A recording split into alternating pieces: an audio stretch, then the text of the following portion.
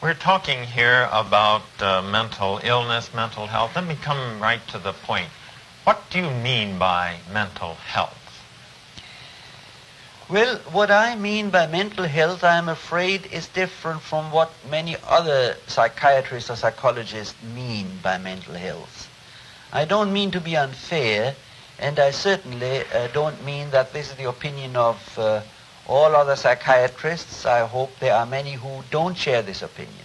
But certainly the opinion of many is that mental health is actually the same as adjustment, the same as not being sicker than the average guy, the same as being reduced to the socially current level of unhappiness, not to be, not to stick out from the picture of the general run of people. Now, there is another aspect to it. Many people today define mental health actually by the absence of sickness.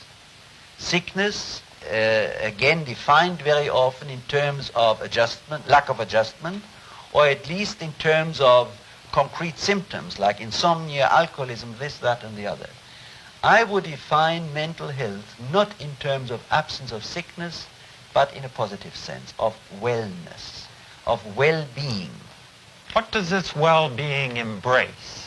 It's a very funny thing. What well-being is very elusive, but you see it when you see it. In fact, you don't have a chance to see it very often, because the people who really show a state of well-being are rare today.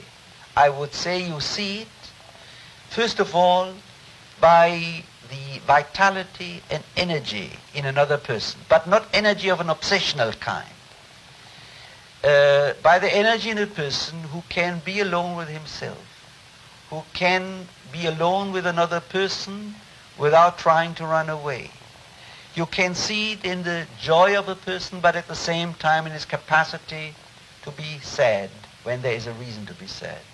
You can see it in his unending interest and response to people and to things. You can see it in the clarity of his awareness of other people and of situations.